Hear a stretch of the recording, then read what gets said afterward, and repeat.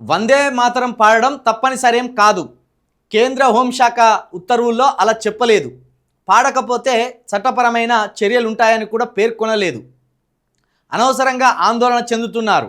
పిటిషన్ను విచారించలేం సుప్రీంకోర్టు. దేశభక్తిపై బలవంతం చేయలేరన్న పిటిషనర్.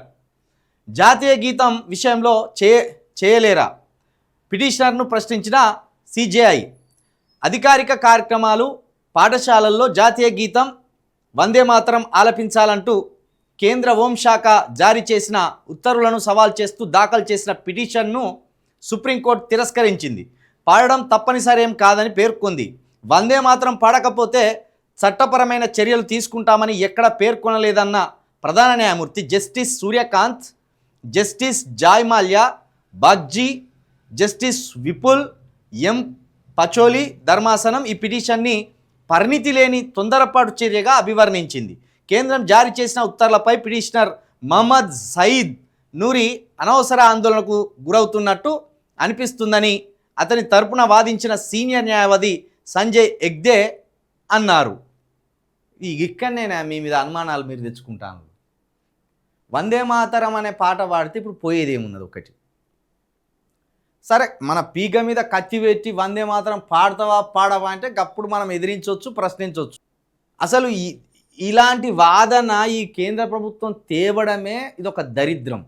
ఈ బీజేపీ వచ్చినప్పటి నుంచి సినిమా హాళ్ళల్లో ఈ జాతీయ గీతాలు పాడాలని, లేకపోతే ఏదైనా కార్యక్రమం ఏర్పాటు చేసుకుంటే అక్కడ ఈ గీతం పాడాలని బలవంతంగా మన నెత్తి మీద ఓ గుదిబండను వేసినట్టు చేస్తాను. అసలు దేశభక్తి ఏంది? ఇది నాన్సెన్స్. కాకపోతే దేశం మీద గౌరవం ఉండాలి. తల్లి మీద భక్తి ఉంటుంది ఎవరికన్నా, తండ్రి మీద భక్తి ఉంటుంది ఎవరికన్నా. తండ్రి మీద ప్రేమ ఉండాలి, తండ్రి మీద బాధ్యత ఉండాలి, తల్లి మీద ప్రేమ ఉండాలి, తల్లి మీద బాధ్యత ఉండాలి. తండ్రి మీద భక్తి, తల్లి మీద భక్తి, ఇదంతా ఒక నాన్సెన్స్ టైప్ అనిపిస్తుంది. ఇది దేశ చట్టాలను గౌరవిస్తే దేశం మీద అమితమైన గౌరవం ఉన్నట్టే. దేశం అంటే మట్టి కాదో, దేశం అంటే మనుషులోయ్ అని ఒక కవి అన్నాడు. కాబట్టి దేశంలోని మనుషులంతా ఏం చేయాలి? ఈ మట్టిని పట్టి పూజించడమో ఇంకో దాన్ని పట్టి పూజించడమో కాదు. దేశంలో దేశ చట్టాలకు లోబడి, దేశ రాజ్యాంగానికి లోబడి బతకాలి. అదే దేశానికి మనం ఇచ్చే గౌరవం. అదే దేశాన్ని ఇబ్బంది పాలు చేయకుండా మనం అందరం సక్రమంగా నడుచుకునే మార్గం. అది ఇడిచిపెట్టేవాడు దేశభక్తి అంటాడు. ఇక ఈయనేమంటాడు? ఈయన మొత్తం ఉలిక్కిపడ్డాడు. ఈయన సయ్యద్ కేవలం.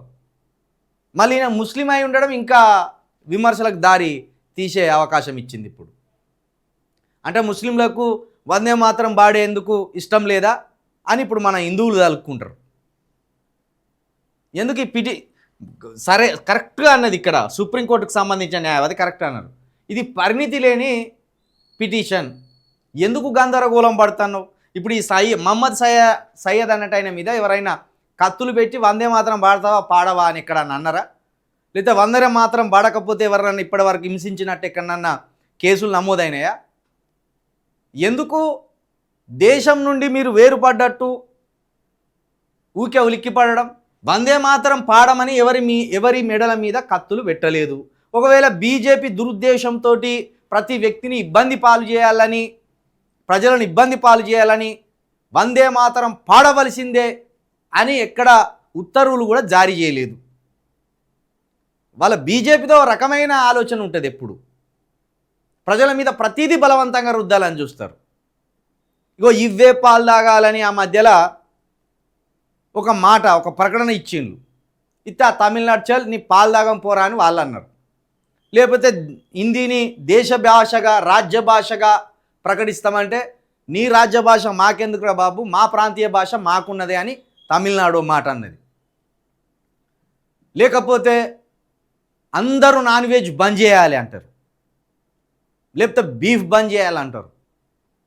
అంటే వాళ్ళ సొంత నిర్ణయాలను ఈ దేశం మీద రుద్దే ప్రయత్నం చేస్తారు. అట్లా రుద్దే ప్రయత్నం ఏమన్నా చేస్తున్నారా అనే భయంతో ఇప్పుడు మహమ్మద్ సయీద్ నూరి ఓ పిటిషన్ వేసిండు సుప్రీంకోర్టులో. వందే మాతరం వల్ల నాకు భయం అవుతుందని వేసిండు ఆయన. వందే మాతరం పాడకపోతే నన్ను ఏమైనా చేస్తారేమో అని ఆందోళన పడతాను నేను. ఎవ్వరు ఏమి చేయరు, ఈ దేశంలో అందరూ సమానమే. ముస్లింలు, క్రైస్తవులు, జైనులు, పార్షీలు, హిందువులు అందరూ సమానమే. కాబట్టి ఇది ఒక మతానికి సంబంధించిన దేశం కాదు. దీన్ని అర్థం చేసుకొని అనవసరంగా ఈ పిటిషన్ వేయడం వల్ల మీలాంటి వ్యక్తుల మీద అనుమానాలు వస్తాయి. అంటే వందే మాతరం పాడడానికి కూడా వీళ్ళకి ఇష్టం లేదేమో అని. ఇప్పుడు మనకు జనవరి 26 లేకపోతే ఆగస్టు 15 ఆ రోజున ఖచ్చితంగా మనము వందే మాతర గీతం పాడవలసిందే, జనగణమన పాడవలసిందే. అది మనం దేశానికి ఇచ్చే రెస్పెక్టు, దేశానికి ఇచ్చే రెస్పెక్టు. కాబట్టి నీకు పాడే ఇష్టం లేదన్నట్టు తెలుస్తుంది దీని మీద. ప్రతిరోజు ఎవరు పాడమని అంటలేరు. ఇంకా సినిమా హాలల్లో జనగణమనో వందే మాత్రమే వేసినప్పుడు నిలబడాలి అన్నప్పుడు దాన్ని అందరం వ్యతిరేకించడం. ఒక ఎంటర్టైన్మెంట్ మూడ్ మీద వెళ్తాం మనం సినిమాకి. ఆ ఎంటర్టైన్మెంట్ మూడ్లో ఉన్న ఫలంగా దేశం మీద ప్రేమ తెచ్చుకొని, దేశభక్తి తెచ్చుకొని ఇప్పుడు యుద్ధానికి పోయినట్టు సెల్యూట్ చేసి పాడవలసిన అవసరం అక్కడ లేదు.